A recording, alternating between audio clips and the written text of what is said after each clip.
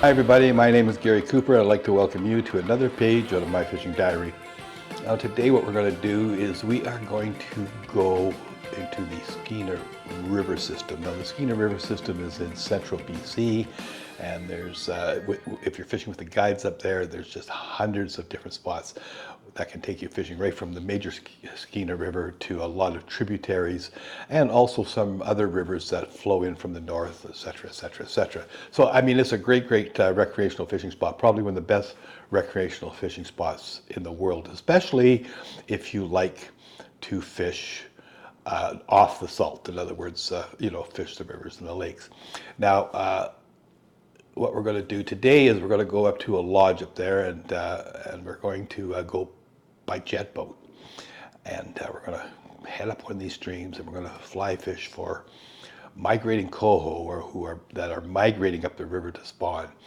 These fish can readily take a fly. Sometimes they cannot readily take a fly. Sometimes they can be very tight-lipped. Other times they can be quite aggressive. So anyways, wish me luck, because this is still back in 2006. Fishing was great there, and well, I'll introduce everybody right through the show here, so enjoy this. One of my most favorite ways to fish is with the fly rod. British Columbia not only has some fantastic waterways for angling with a fly, it also has some pretty large fish available to take your fur or feather. A great example of spectacular coho fly fishing is in the central part of British Columbia, in an area around the town of Terrace. These are the waters of the Skeena River, its tributaries, and involves miles of flowing water. Some fishy, some not, and some very fishy. The secret is to hook up with someone who knows how, when, and where to take you to those very fishy areas. The man that I chose was Dustin Kovacevic, owner of Nicholas Dean Lodge near the Kalem River out of Terrace, BC. Man, did I choose the right place and guide, or what?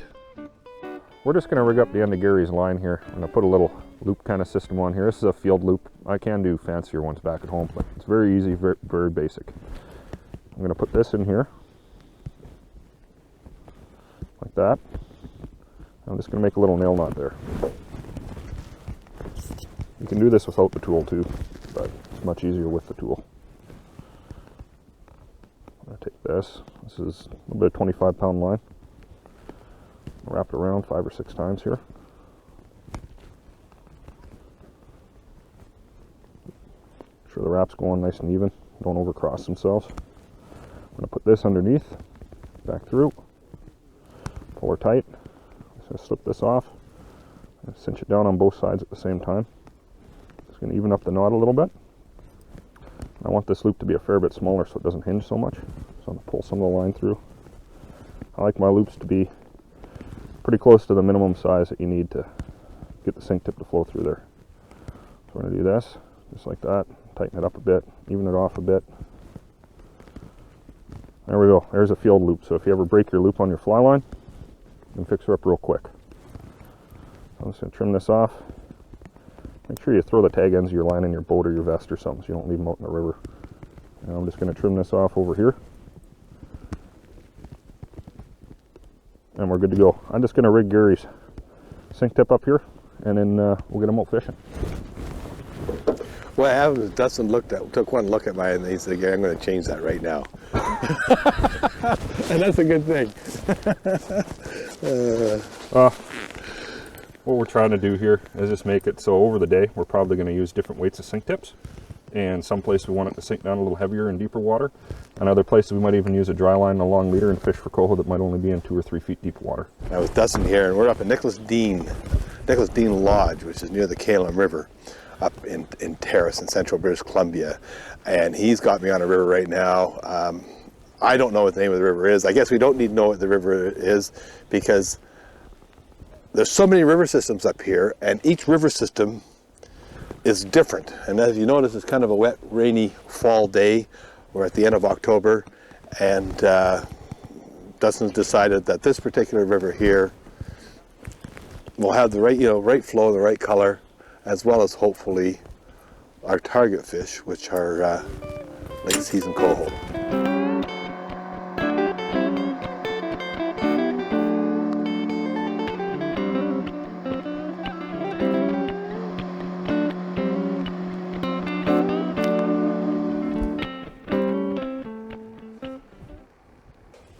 There's a fish. There's a fish? Yep. Good boy. I think it's a trout. Trout? Yep. Whoa. Just a little guy. That's a little trout. Yeah, here he comes. Oh yeah, that's a monster. Look at the size of that thing. Well, a fish is a fish is a fish. We got a little tiny true Dolly Varden char. That was probably the little nipper that I had over there. It probably was that what you had there, Gary. Yeah. Well, it's some kind of a start. I think they can only get bigger after this. Just a stepping stone. Yep. This thing looks like a big dolly to me. Oh, let's see what you got, Gary. I think you might be right. Huh? I think you might be right. Oh no, I think he's a little, Oh, he's got him by the little ties. coho. He He hog-tied himself. Did the coho roll. I'm going to give you a hand with him there. Oh, he got it here. You maybe got a little less weight to him this one. You maybe got a little less weight to him this one. Yeah, he's not. But hey. Oh, let me give you a hand. Okay, go ahead. But for I can pretend I'm working today. yeah, look at that, eh? Now that's Beautiful little coho. That's a lovely, nice fish. So that's kind of like a jack for us up here. Yeah, it is. Yeah, 3 or 4 pounds. Yeah. Pretty little guy. Yeah. Let him breathe a little bit. Well, at least I got whatever skunk there was on me for the last hour off. Yeah. Right? Right on, man. Now I can just work up from there.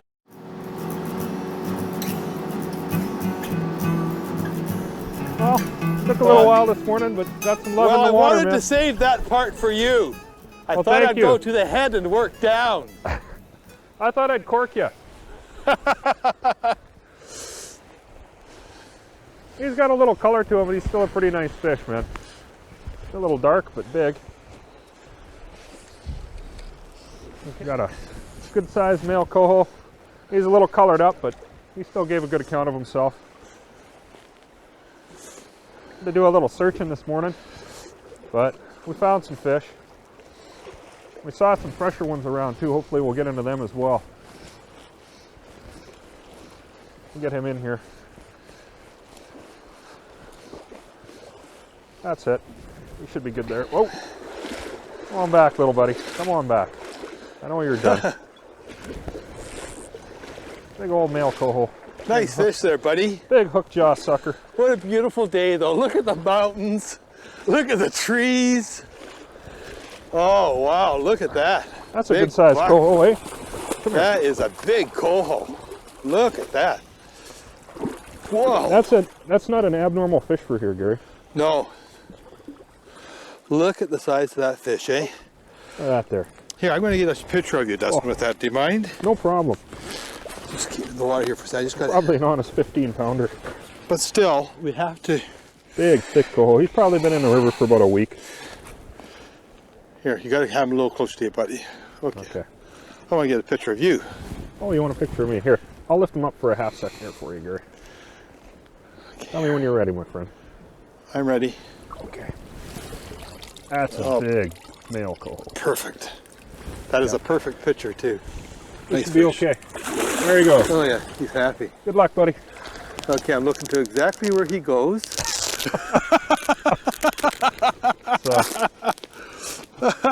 It's a pleasure to get to fish with you too, Gary. I mean, usually when I guide, I don't fish at all, so it's nice to fish with a friend for a change. You betcha. Look at what we...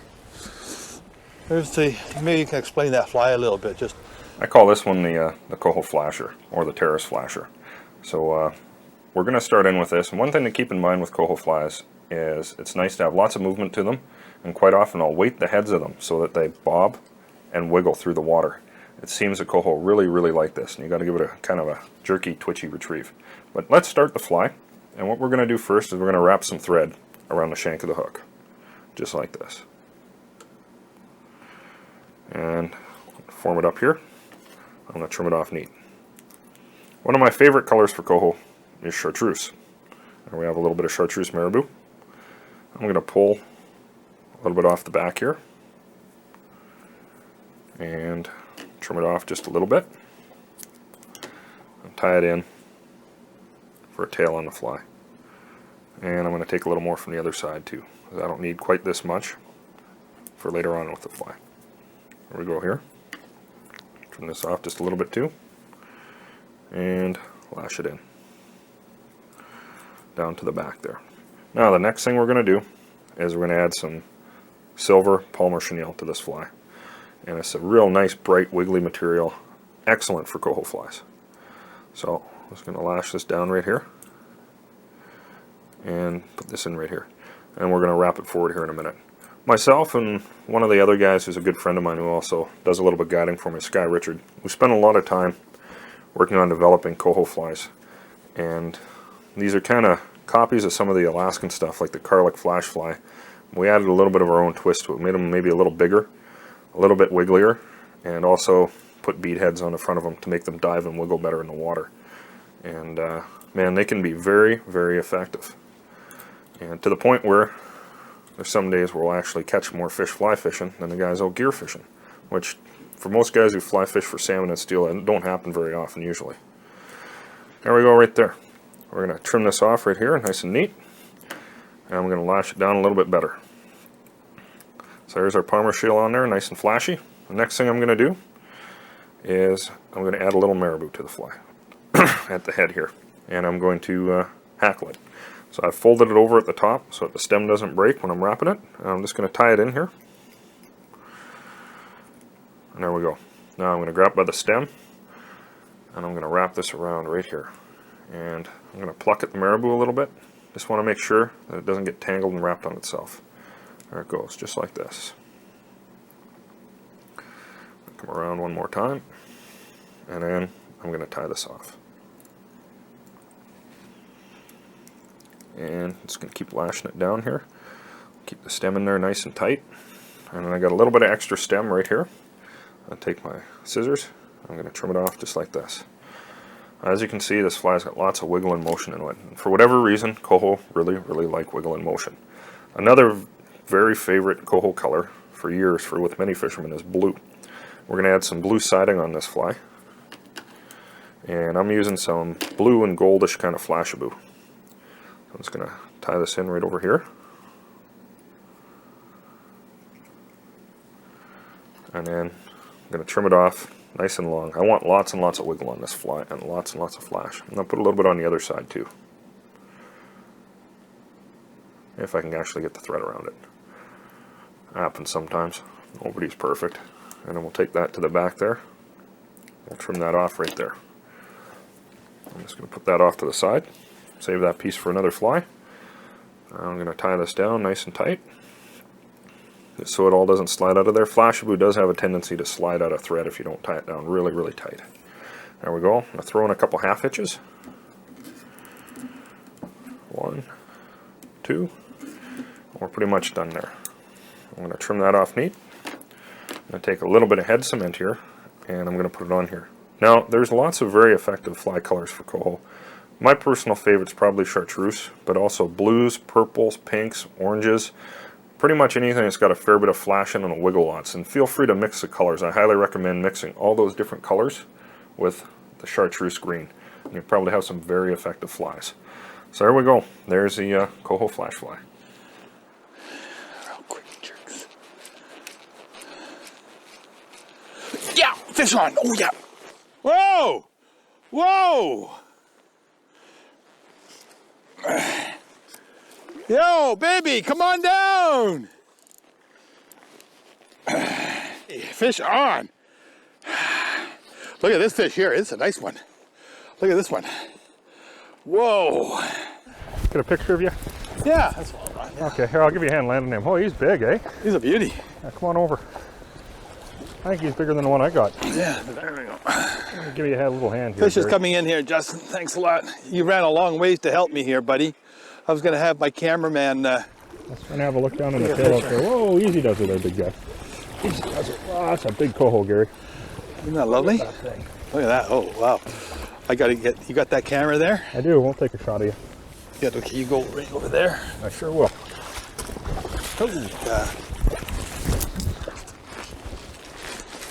There we go. A water drop on there. Can you see it there? That's a good one like that. I'll get a shot. Holy cow, that's a big coho, Gary. I grew up fishing more in the south, and I never saw very many of them a year. Look at that right here. Look at that. Beauty. Beautiful. Okay, come on in here, boyfriend. Look at that, eh? Isn't that a beautiful fish? Look at that. Come on, here we go. He's going to just swim under the mud here in a second. That's beautiful. Yeah, Gary, those little jet boats, they're kind of like ATVs for the river. Oh, that I know. That's, as you say, you don't want anything bigger. Here we go. Oh, got fish on? Yep. Way to go, buddy. All right. Well, we've gotten to see all the different colors of fish too. Some of these fish have come in the river in August, or late August, early September. Yeah. And some of them are still coming in right fresh right now. We kind of catch every kind of color of fish. Yeah, you do, this one's pretty red. This one got good color. Oh, this is darker, yeah. Yeah, he's pretty dark. Looks like he's a... Come here, you big bugger. This is an RCMP fish. He's in his full scarlet colors. This one's probably been in the river for a month or something like that. You think so? Yeah, he's not quite. I think he's gained out here. Come here. I try not to bust him off here. No, and but... Oh. Okay. You got him there, Gary? I got it. Yeah. Nice. He's still grumpy, eh? Yeah, well, he's... You know, he's lassoed around his nose there too, eh? So... Yep. Anyways, we're gonna corner him here. So he's up on that. We got him. There we got him. Got him. Wow. That's a big coho. This is a spawning fish, or this is in his full spawning colors here. See that really bright red? That's a sign of an aggressive. He's an aggressive buck. And if you look in here, if you look at these jaws, you got to come in here fairly close to see this. Look at those teeth, man. Yeah, like this fish morphs this way. Yeah, I'll hold this open here, and you can take that fly out. Okay. You're a braver man than me, man. I wouldn't put my fingers near that. Yeah, but you look at those teeth. Those are fangs in this kite. This is called the kite right here as it turns down. This fish is completely different than what he looked like in the Pacific Ocean, and he is made to fight for his right to claim the best females. Yeah, to claim the best females. Oh yeah. And that is why and how they get such big fish and how they survive in this world of ours. There you go, big guy. That's a big coho. Right on, man.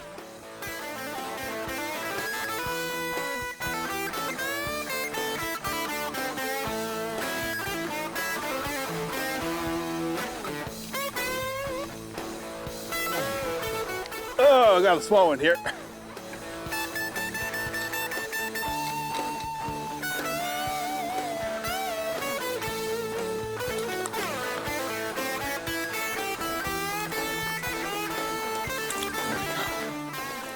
It's bleeding from the gills. That little puppy, I don't know whether he's going to survive, but a lot of eagles here and other animals too, that if he doesn't survive, he doesn't go to waste.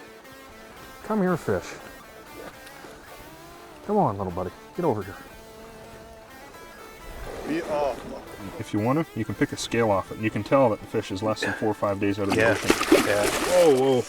Yeah. We'll let her go here. Yeah. I think the only time when a fish is bleeding is when he's hooked deep in the tongue and you go to let him go and he wobbles over on his back. Yeah. Any other time they're probably okay. Well, he decided to go. Good work, Gary. Thanks, buddy. Right in the corner of the jaw there. Beautiful fish. A little bit colored up. A seal mark on it. Nice hand coho. It's an average size fish.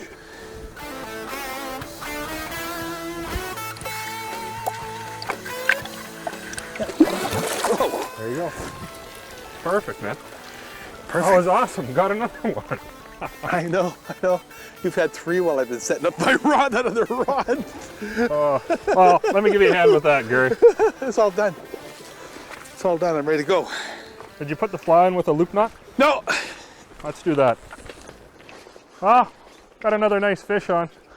Ah, you know what? I've always liked the name of your show, Gary. I've been watching it since I was a little kid. That's kind of funny when you came in the lodge. I'm Gary. I'm like, I know who you are. I recognize you with or without the beard. I may not be rich, but I'll tell you, man, I'm pretty happy. Yeah, yeah. Look at the smile on this man's face. And, Me, I'm beat up. I'm a mere shell of what I was this morning. I got a sore back. My wrist is sore. My arm is sore. well, I just don't do it enough, right? Like you're into it all the time. But I mean, what incredible fishing this is a nice is. fish. This one's much silver. It's fighting much better too. Yeah.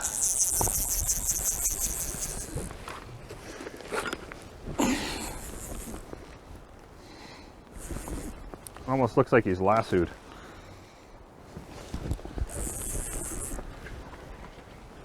Yep. I bet you he rolled in the line and popped my fly out, Gary. And they do that. You lassoed or just hooked there?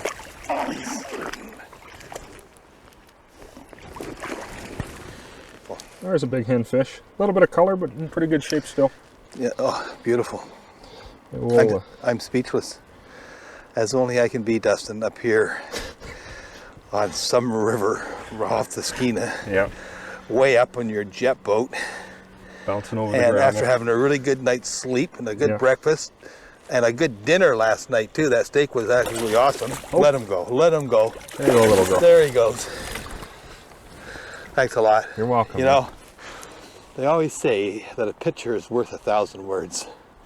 And those words are, if you want some incredible river fishing for these fall coho, then Nicholas Dean Lodge up here in Terrace is the place you gotta call.